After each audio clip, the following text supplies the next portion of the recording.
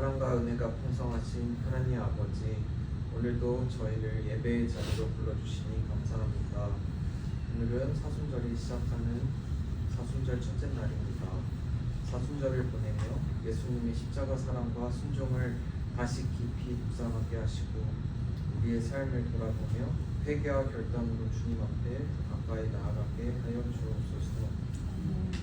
하나님, 저희 렉싱턴 제자교회가 이 렉싱턴 땅 가운데 주님의 말씀과 사랑을 전하는 통로가 되게 하시고 사람을 드러내는 교회가 아니라 언제나 하나님만 높이며 주님의 마음을 흘려보내는 공동체가 되게 하여 주시옵소서. 오늘 여러 사정으로 예배의 자리에 함께하지 못한 교우들에게도 함께하여 주셔서 각자 자리에서 은혜와 평안을 누리게 하여 주시옵고 또한 몸이 아픈 성도들, 마음과 정신이 지쳐있는 성도들을 주님께서 다 아시오니 그들의 필요를 채워주시고 참된 회복과 치유를 허락하여 주시옵소서. 주님의 손길로 위로하시고 새 힘을 더하여 주시옵소서. 이제 말씀을 전하시는 목사님을 위해 기도드립니다. 하나님께서 목사님을 통하여 하나님의 살아있는 말씀을 선포하게 하여 주시고 전하는 이와 듣는 저희 모두의 마음을 하나로 묶어주셔서 오늘 주시는 말씀이 우리 삶을 변화시키는 능력이 되게 하여 주시옵소서. 이 모든 말씀을 저희를 끝까지 사랑하시는 예수 그리스도의 이름으로 기도드렸습니다. 아멘. 하늘 계신 우리 아버지여, 이름이 거룩히 여김을 받으시오며 나라가 임하옵시며 뜻이 하늘에서 이루어진 것 같이 땅에서도 이루어지다. 오늘 우리에게 일용할 양식을 주시옵고 우리가 우리에게 죄진 자를 사하여 준 것 같이 우리 죄를 사하여 주시옵고 우리를 시험에 들게 하지 마시옵고 다만 악에서 구하시옵소서. 나라와 권세와 영광이 아버지께 영원히 있사옵나이다. 아멘. 오늘 함께 나눌 말씀은 구약 창세기 2장 15절부터 17절, 3장 1절부터 7절입니다. 주 하나님이 사람을 데려다가 에덴 동산에 두시고 그곳을 맡아서 돌보게 하셨다. 주 하나님이 사람에게 명하셨다. 동산에 있는 모든 나무의 열매는 내가 먹고 싶은 대로 먹어라. 그러나 선과 악을 알게 하는 나무의 열매만은 먹어서는 안 된다. 그것을 먹는 날에는 너는 반드시 죽는다. 3장 1절부터 7절까지 읽겠습니다. 뱀은 주 하나님이 만드신 모든 들짐승 가운데서 가장 간교하였다. 뱀이 여자에게 물었다. 하나님이 정말로 너희에게 동산 안에 있는 모든 나무의 열매를 먹지 말라고 말씀하셨느냐? 여자가 뱀에게 대답하였다. 우리는 동산 안에 있는 나무의 열매를 먹을 수 있다. 그러나 하나님은 동산 한가운데 있는 나무의 열매는 먹지도 말고 만지지도 말라고 하셨다. 먹으면 우리가 죽는다고 하셨다. 뱀이 여자에게 말하였다. 너희는 절대로 죽지 않는다. 하나님은 너희가 그 나무 열매를 먹으면 너희의 눈이 밝아지고 하나님처럼 되어서 선과 악을 알게 된다는 것을 아시고 그렇게 말씀하신 것이다. 여자가 그 나무의 열매를 보니 먹음직도 하고 보암직도 하였다. 그뿐만 아니라 사람을 슬기롭게 할 만큼 탐스럽기도 한 나무였다. 여자가 그 열매를 따서 먹고 함께 있는 남편에게도 주니 그도 그것을 먹었다. 그러자 두 사람의 눈이 밝아져서 자기들이 벗은 몸인 것을 알고 무화과 나무 잎으로 치마를 엮어서 몸을 가렸다. 이는 하나님의 말씀입니다. 하나님 감사합니다. 우리 주 예수 그리스도의 은혜와 평화가 이 시간 우리 모두에게 함께 하시기를 기원합니다. 눈이 다시 내리고 있죠. 눈 하면은 지긋지긋한 2주일 동안의 기억이 있기 때문에 눈이 또 오네 이렇게 하지만 그래도 입춘이 지났기 때문에 이제 봄이 곧 올 거라는 것을 우리는 믿고 있습니다. 오늘 사순절 첫 번째 주일을 맞이하였습니다. 사순절은 지난 2월 18일 재수요일부터 시작해서 40일간의 기간을 우리가 사순절이라고 이야기하죠. 부활주일 전까지, 부활절 전 성토요일까지의 기간 중에서 주일을 뺀 40일, 이걸 이제 우리가 사순절이라고 얘기합니다. 지난 수요일에 우리가 애쉬 웬스데이 그 예배를 시작으로 해서 사순절기가 시작이 되었는데 수요일에 제가 말씀으로 나눴던 것처럼 우리는 다른 사람에게 보여지는 삶이 아니라 보이지 않는 삶으로 초대를 받은 사람들입니다. 우리 자신의 내면 깊은 곳에 감춰뒀던 그 골방을 우리 주님께 내어드리는 골방기도, 그걸 통해서 우리가 그동안 감추어두었던 어두운 영역이 주님의 빛으로 환하게 비추어지기 시작하고 더 이상 어둠의 권세가 아닌 빛의 자녀로의 그 삶을 살아가는 것입니다. 그 누구에게도 말하지 않고 숨겨두었던 마음의 골방을 주님께 솔직하게 내어드리고 회개로 나아갈 때, 그때 우리는 우리의 정체성을, 주님의 자녀, 빛의 자녀라는 정체성을 회복할 수 있습니다. 그리고 참다운 빛의 자녀로 세상에서 담대하게 살아나갈 수 있게 됩니다. 이 담대한 삶의 모습은 참된 예배와 기도, 절제와 자선의 형태로 나타나게 되는데, 사순절 기간 동안 우리가 집중해서 살아내야 하는 삶의 태도가 바로 이런 삶의 태도입니다. 이번 사순절의 여정을 걸어가면서 우리 모두에게 이와 같은 삶의 모습들이 이루어가기를 기원합니다. 하나님께서 세상을 창조하셨을 때 그곳에는 오직 선함만이 가득했습니다. 그러나 인간이 하나님께 부여받은 자유의지를 그릇되게 사용함으로써 죄가 시작되고 이 땅에 악이 자리잡기 시작합니다. 하나님께서 명령하신 것에 불순종해서 선한 세상에 악을 가져온 인간의 이야기, 바로 그것이 오늘 우리가 나눌 그 본문의 이야기입니다. 우리는 세상 속에서 선과 악을 마주하면서 살아갑니다. 그런데 무언가를 선과 악이라는 것으로 구분한다라고 하는 것은 우리에게 선은 옳고 악은 그르다라고 하는 그런 관념을 주게 되는 것은 무엇이 옳고 무엇이 그른지 판단하는 그런 다른 주체가 거기에 있다라는 것을 우리에게 알게 해줍니다. 그러면 결국 우리에게 선과 악, 그리고 선이 옳고 악이 그르다라는 것을 판단하는 그 주체는 결국 누가 될까요? 그 판단의 주체는 하나님이십니다. 본래 선악을 알게 하는 나무를 만드신 하나님, 창조주, 바로 그분이 선악의 절대적인 기준이 되시고 그리고 판단자가 되십니다. 하나님께서는 사람이 그 나무의 열매를 먹게 될 때 선악을 알게 되겠지만 그럴 경우 반드시 죽을 것이다 라고 오늘 본문에서 말씀하셨죠. 하나님이 사람에게 그 열매를 금하신 이유는 단순히 먹느냐 마느냐 라고 하는 그 문제를 넘어서 선악의 판단은 오직 하나님의 영역이다 라고 하는 것을 일깨워 주시기 위해서 그 말씀을 하셨던 것입니다. 근데 하나님께서는 동시에 사람에게 자유결정권을 주셨습니다. 자신의 의지에 따라서 결정할 수 있는 그런 의지를 주셨죠. 이를 통해서 인간이 그저 하나님에 의해서 기계적으로 조종당하는 로봇과 같은 그런 것이 아니라 스스로 생각하고 결정하는 그런 인격적인 존재인 것을 우리에게 알게 하신 것입니다. 만일 인간이 선악과를 먹지 않기로 그랬다면 그것은 하나님의 주권에 대해서 순종하는 그런 인간의 결단이 되었을 것입니다. 그리고 그 신뢰를 바탕으로 하나님과 사람 간의 관계는 더욱더 깊어졌겠죠. 반면에 사람이 그 선악을 알게 하는 나무의 열매를 먹었다라고 하는 이 사실은 하나님의 명령을 어기는 것을 의미합니다. 결국 하나님의 명령에 순종하지 않았다라고 하는 이것을 통해서 하나님의 인간을 향한 신뢰가 깨어지게 되죠. 결국 그 깨어진 신뢰 속에서 그 어떤 새로운 약속을 다시 맺는다고 하더라도 그 약속이 지켜질 것이다 라고 하는 그 믿음은 기대하기가 어렵습니다. 이런 의미에서 선악과는 사람이 스스로 순종을 선택함으로써 하나님의 사랑에 응답할 기회를 제공하는 신뢰의 시험대였습니다. 그러나 사람은 결국 그 신뢰를 깨뜨렸죠. 그 결과로 얻게 된 것은 선과 악을 아는 것이라고 성경에서는 이야기하지만, 근데 이것은 단순한 어떤 지식적인 확장을 이야기하는 것이 아닙니다. 무엇이 옳고 그른지를 하나님의 아닌 인간 스스로 결정하고자 하는 그 위치에 사람이 올라서 있는 것을 의미합니다. 선악을 판단 주권은 사람이 하나님으로부터 빼앗아낸 것이죠. 지금 우리 주변에서 일어나고 있는 많은 일들이 있습니다. 대한민국에서는 12.3 계엄과 내란이 있었고요. 그 다음에 미국에서는 전 세계를 대상으로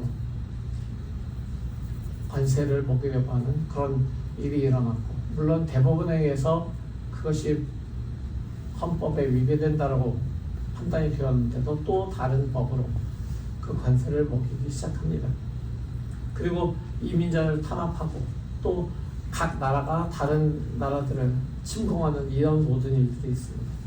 교회 내에서도 목회를 세습하고 교회가 분열되고 하는 이런 일들이 있습니다. 그런데 이 모든 일들의 중심에 무엇이 있느냐면 사람들이 스스로 무엇이 옳고 그른지를 판단하기 시작하는, 자기 의에 의해서 판단하기 시작하는 그 마음이 있는 것입니다. 사람에게 선과 악을 판단할 그런 힘이 있다고 생각할 때, 그때 우리의 모든 판단이 그 결과가 과연 선한 결과로, 모든 사람에게 유익이 되는 결과로 이끌어질 수 있을까요? 불가능합니다. 사람이 자기 뜻에 따라서 선악을 판단하기 시작할 때 그 결과는 늘 무고한 생명을 피해를 주게 되고 그리고 억울한 죽음들이 이어지게 됩니다. 그래서 하나님께서는 그것을 먹는 날에는 너는 반드시 죽는다 라고 하신 그 말씀은 그 선악을 알게 되기 위해서 열매를 먹은 그 주체문뿐만이 아니라 다른 사람들까지도 다 죽게 될 것이다 라고 하는 하나님의 그 참뜻이 담겨 있는 것입니다. 그래서 선과 악에 대한 판단은 철저히 하나님의 주권 아래 있어야 되는 것입니다. 그래서 우리가 기억해야 될 진리는 오직 하나님의 통치 안에 있을 때만, 하나님의 주권 아래 있을 때만 진정한 생명과 평화가 유지될 수 있다라고 하는 것입니다. 오늘 본문을 통해서 우리가 두 번째로 기억을 해야 될 그 내용은 진리가 무엇인지, 그리고 그 진리가 어떻게 전달되어야 하는가라고 하는 문제입니다. 하나님이 만드신 들짐승 중에서 가장 간교한 뱀이 있었습니다. 그 뱀이 여자에게 묻습니다. 하나님이 정말로 너희에게 동산 안에 있는 모든 나무의 열매를 먹지 말라고 말씀하셨느냐? 뱀은 하나님의 말씀을 미묘하게 과장하고 그리고 살짝 비틀어서 여자에게 질문을 했습니다. 이에 대해서 여자가 또 대답을 하죠. 우리는 동산 안에 있는 나무의 열매를 먹을 수 있다. 그러나 하나님은 동산 한가운데 있는 나무의 열매는 먹지도 말고 만지지도 말라고 하셨다. 먹이면 우리가 죽는다고 하셨다. 이 대답도 살짝 변화가 된 그런 이야기입니다. 하나님께서 말씀하셨던 내용과는 다른 이야기를 하고 있죠. 하나님께서 선악을 알게 하는 나무의 열매를 먹지 말라고 하셨을 뿐 다른 나무의 열매는 다 먹을 수 있다. 그리고 선악을 알게 하는 나무의 열매를 만지지 말라는 얘기는 안 하셨거든요.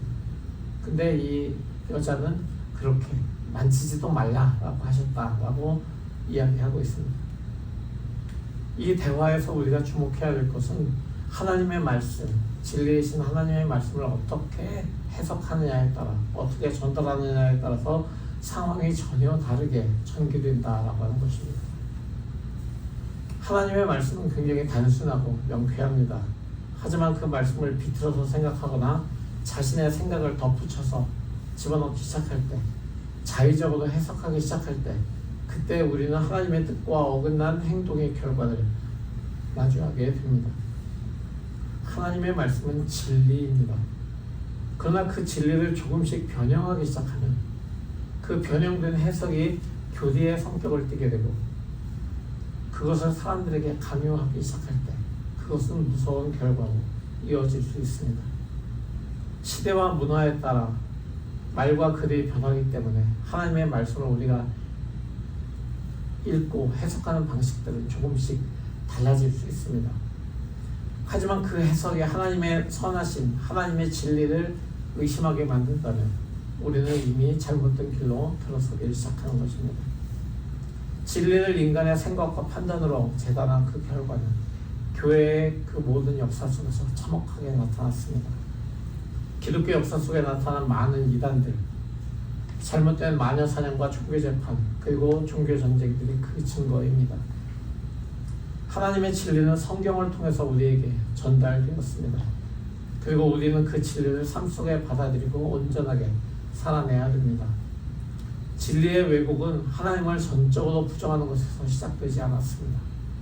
항상 진리에 대한 작은 의심을 심어주는 것에서부터 시작이 되었고 작은 해석의 변화부터 시작이 되었습니다. 바로 거기에서부터 그 진리가 변질되기 시작하는 것입니다.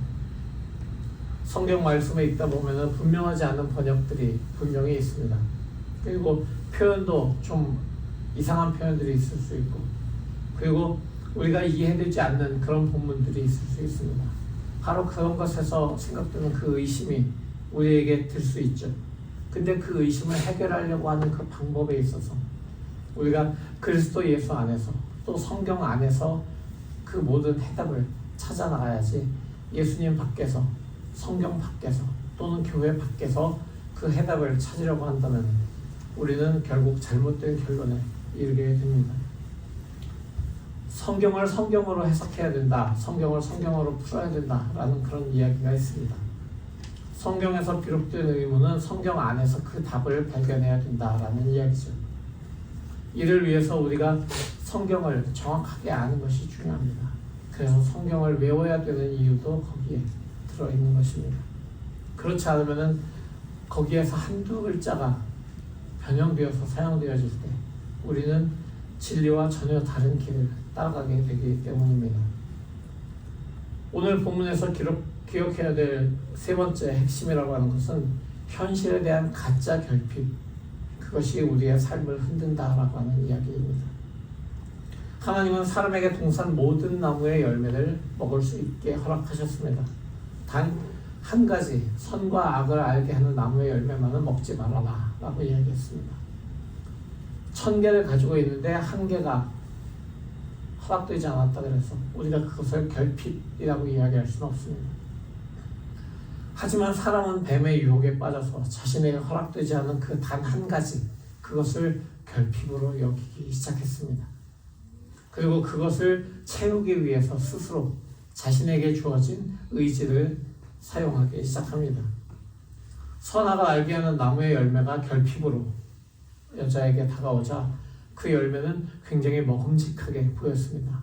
다른 열매보다 훨씬 더 먹음직하고 훨씬 더 보암직하고 그리고 훨씬 더 사람을 슬기롭게 할 것 같이 보이기 시작했습니다. 사람은 에덴 동산의 풍요 속에서 단 한 가지 결핍에 지금 집중하기 시작하는 것입니다. 바로 그 한 가지 결핍에 집중하게 만든 그 말은 뱀의 말이었습니다.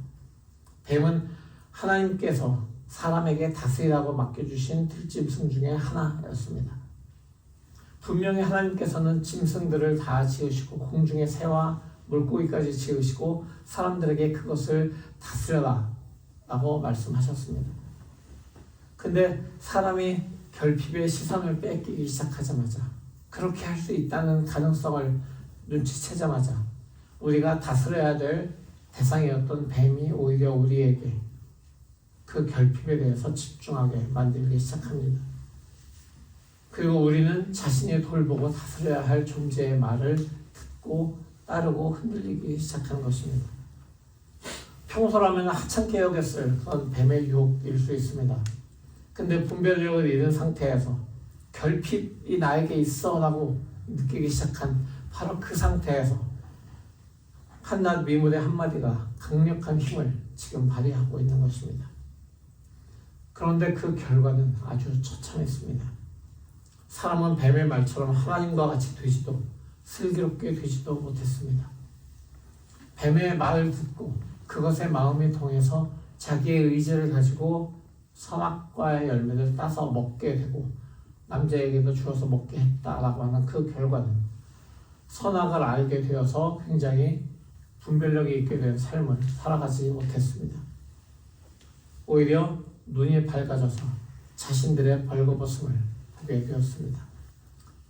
사람들은 결국 지혜를 얻는 것이 아니라 선악에 대한 분별력을 얻게 된 것이 아니라 수치심에 사로잡혔습니다. 유혹의 끝은 허망함이었습니다. 무화과나무 잎을 엮어서 몸을 가리는 것이 그들이 할 수 있는 최선이었습니다. 오늘날 세상은 우리를 끊임없이 유혹합니다. 돈과 소유로 안전을 추구하라고 유혹합니다. 그러나 우리 삶의 진정한 토대는 하나님이십니다. 관계와 평판을 위해서 타인을 의식하게 만들지만 우리는 하나님의 시선을 피할 수 없습니다. 또한 찰나의 행복과 쾌락을 합리화하라고 세상은 우리에게 권합니다.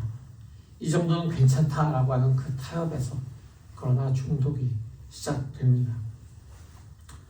성도 여러분, 세상은 진리를 의심하게 만듭니다. 우리에게 있는 풍요와 감사를 결핍으로 바꾸어냅니다. 우리의 자존감을 수치심으로 전환하려고 합니다. 하지만 우리에게는 모든 유혹을 이기신 예수 그리스도가 계십니다. 오늘 성사일과 본문의 복음서 본문은 예수께서 광야에서 40일간 지내시다가 사탄의 유혹을 받는, 그리고 그 유혹을 이기시는 이야기입니다. 예수께서는 사탄의 모든 그 유혹을 말씀으로, 하나님의 진리이신 말씀으로 물리치십니다.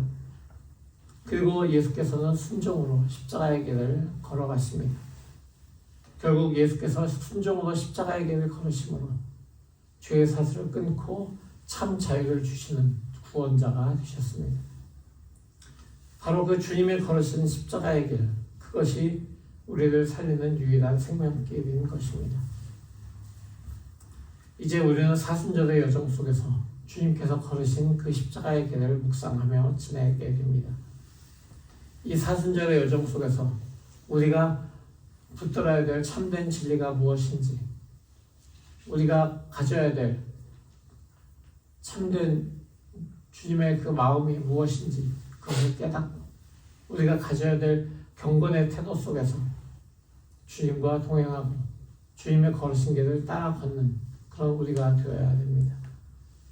그 길을 통해서 우리 주변의 모든 사람들에게 우리가 우리의 삶의 열매로 나오고 있는 모든 자선과, 그리고 그들을 향한 우리의 사랑의 마음을 전하는 우리가 되기를 원합니다. 바로 그렇게 우리가 살아갈 때, 우리가 이 사순절의 길을 걸어 나갔을 때 우리는 십자가에서 구원을 이루신 예수 그리스도를 만나게 될 것입니다. 그렇게 되는 우리 모두가 되기를 살아계신 예수 그리스도 이름으로 축원합니다. 아멘.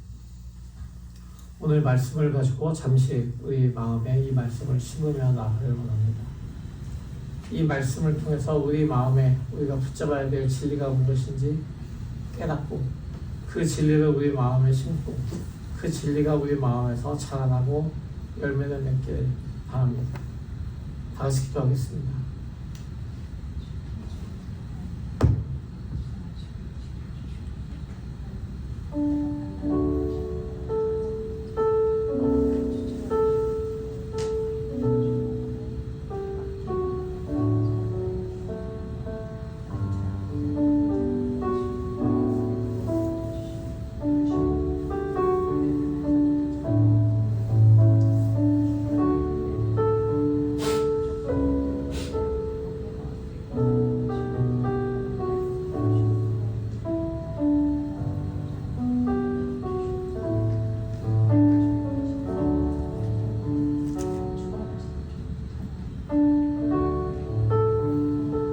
세상은 우리에게 자꾸만 하나님의 진리가 정말 진리일까? 라고 의심을 가지게 합니다. 그러나 우리에게 주님이 주신 그 마음, 그 의지로 우리는 하나님의 진리만을 붙들기로 이 시간을 갖다고 합니다. 세상은 우리에게 우리가 가지고 있는 그런 의지를 사용해서 우리의 결핍을 해결해 보라, 우리에게 풍요가 아닌 결핍을 바라보라고 자꾸만 꼬드기지만, 그렇지만 우리의 눈은 우리의 모든 것이신 주님을 바라보면서 그 주님의 풍요함을 바라보고 그 풍요 속에서 감사함으로 주님께 반응하기를 원합니다. 그렇게 주님께 감사함으로 반응하고 주님의 풍요하심을 바라볼 때, 그때 우리가 바로 그 풍요를 누리는 자들이라는 것을 확실하게 깨닫고 그 확신 위에서 우리 삶을 살아가기를 원합니다. 주님, 우리에게 주어진 그 의지가 선과 악을 판단하는 그런 능력을 얻고자 하는 의지가 아니라 주님의 주권에 절대적으로 순종하기를 결단하는 그런 의지로 나타나기를 원합니다. 바로 그 의지를 우리가 사용함을 통해서 주님의 자녀로서의 그 정체성을 가지고 세상을 이겨나가는 그런 주님의 자녀들이 되기를 원합니다. 바로 그 주님의 놀라우신 십자가에서의 구원을 우리가 붙잡고 그 길을 걸어가는 제자들이 될 수 있도록 이 사순절의 여정 동안 우리에게 임재하시고 우리와 함께 동행하여 주시옵소서. 그렇게 하실 주님의 이름을 찬양합니다. 예수 그리스도의 이름으로 간절히 기도합니다. 아멘. 성도 여러분, 복음의 말씀 들었으니 세상으로 나아가십시오. 세상의 시험에 대해 하나님의 진리를 근거로 맞서십시오. 선과 악의 판단은 하나님이 하십니다. 오직 하나님을 높이십시오. 아멘. 어떤 시험과 유혹이 와도 진리의 말씀 위에 굳게 서 있겠습니다. 날마다 주님이 이끄시는 삶 속에서 경건함을 잃지 않고 살아가겠습니다. 주여 우리를 도우소서. 아멘. 이제는 우리 주 예수 그리스도의 무한하신 은혜와 아버지 하나님의 지극하신 사랑하심과 성령의 내주하시고 역사하심이 이제 우리의 의지를 사용하여 하나님의 진리만을 붙들고 살기로 결단한 귀한 주님의 자녀들 머리머리 위에 그들의 가정과 학업과 사업과 그리고 다니는 직장 위에 영원토록 함께 하시기를 간절히 축원하옵나이다. 아멘.